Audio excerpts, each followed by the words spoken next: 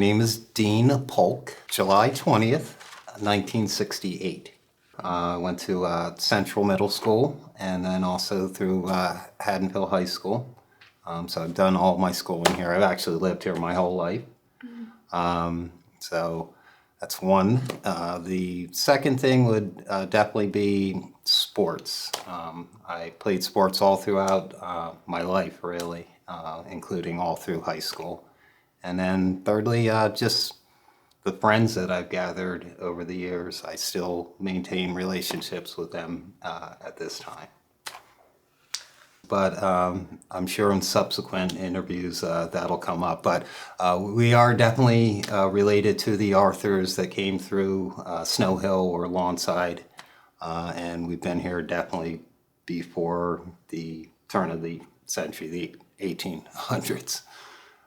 So quite a while. And I actually live on Douglas Avenue in Haddonfield. I grew up on Douglas Avenue in Haddonfield.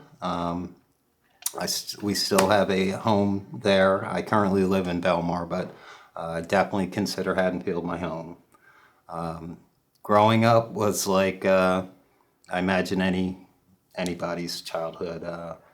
We played in the streets all night or until the street lights came on, and had lots of friends around all over Haddonfield. So even when I was 8, 9, 10, I was, interacting with other children in the area. So I think it was pretty normal, just school and sports and friendships. I played baseball, basketball, and football. When you're young, you're just living life as it is. At some point, you sort of begin to think about what life might be like, and I think I thought it would be pretty much like it is now, or actually more mundane than it is now. I think people think about just working, growing up and working a job, 9 to 5 or whatever it may be, just a day to day. But in a bigger sense, I thought the world would have come together more than I think it has now. Yeah, just be kind to each other. Try to help your brother, man, or sister.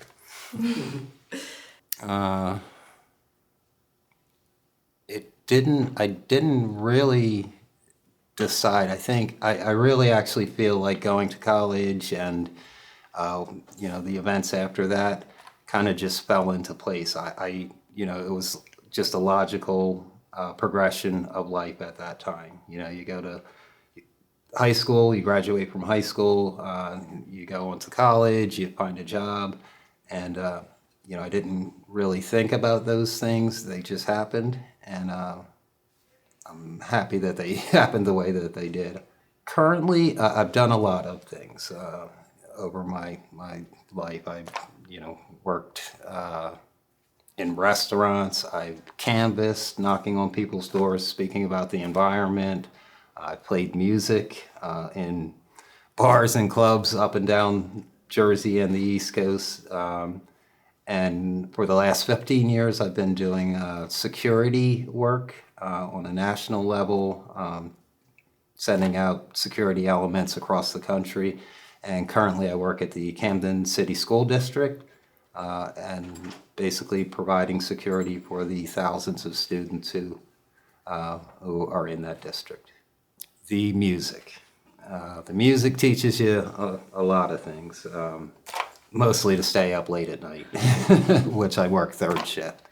But it helps you meet people. It helps you know what you're able to do, just from the inside, what you can stomach, and it just puts you out there more than usual. Classic rock and roll, but we focused on original music, and shout out to Calamus Root, by the way. That was the name of the band. I have a large family, so I have a bunch of nieces and nephews who have been here after I have, but from my experience, it feels like it's stayed the same.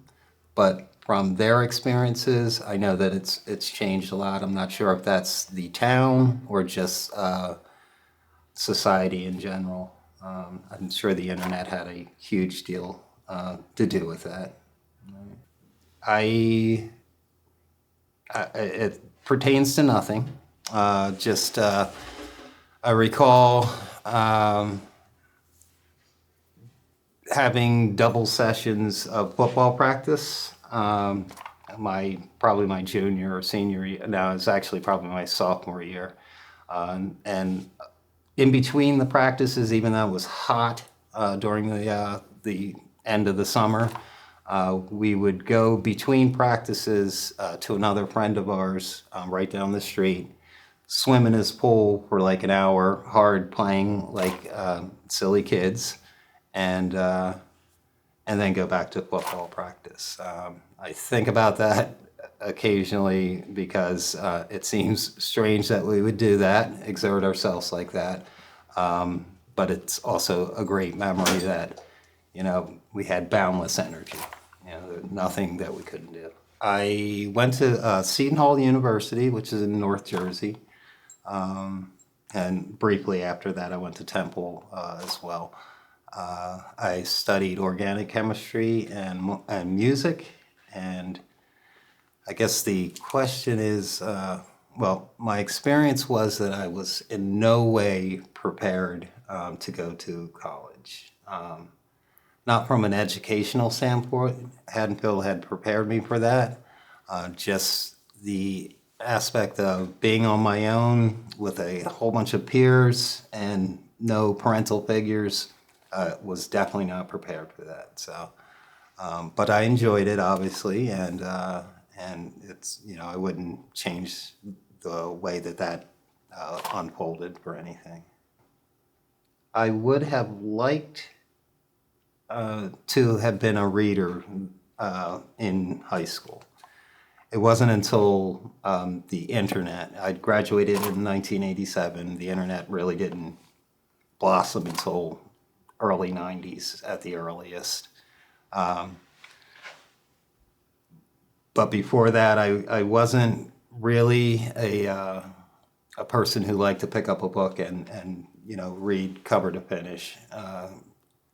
At some point when I got access to the internet, I realized that there were a wealth of subjects that I didn't have access to before. When I found things that I was interested in, then I would definitely, continue reading those in that way. So I wish I had a little more focus into reading at that point. Like I said, I played sports a lot, so essentially there are about 5 families that I associated with, and we were tight. We did everything together.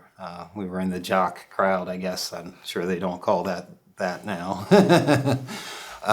But they were the Mancinis, the Del Ducas, the Gallos, the Nebelings, and I have to say the Smiths. If anybody's watching this, I didn't mention your name, you too. The band in high school, which included my friend Jim Isles and Mike Coco, was called the Paisley Muffin. I was class president in my junior year in high school, and I want to circle back and say that when I was younger, I actually lived with my family, but then at some point, maybe when I was 12 years old, I went to live with my grandmother, who also lived in Haddonfield.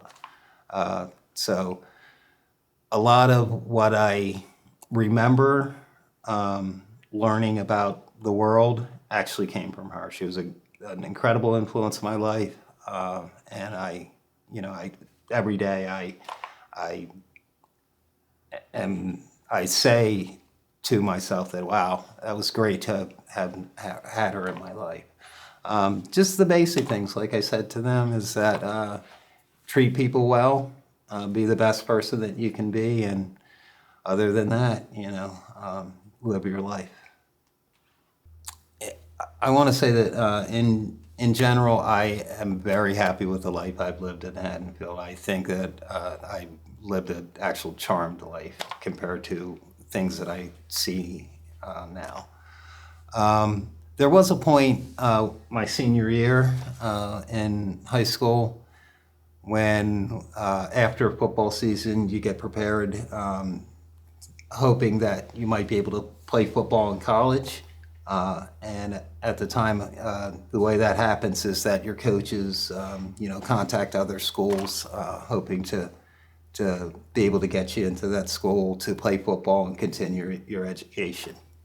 I did get some assistance from my coach at the time. However, I thought that he sent me to one place. I know that's not what he had done for other players at the time. But he did send me to one place, and the place that he sent me to was a predominantly black college. And in hindsight, after I went to the visit, I said to myself, "Well, wow, that's pretty crazy to think that, of all the other opportunities that are out there for me, that he would think that that would be the best place for me." I'm not sure he meant it in any sort of way, but I felt like it was sort of slight, maybe that I couldn't make it in any other situation.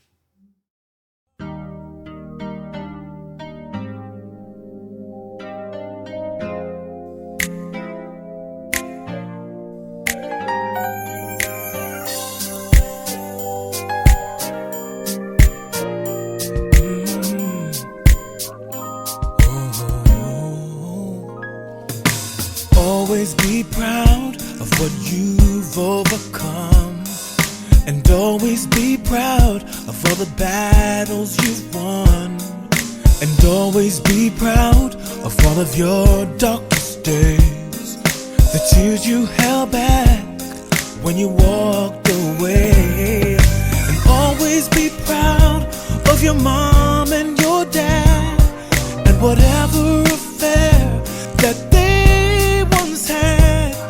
Always be proud of your very first kiss, and always be proud of every friend that you miss.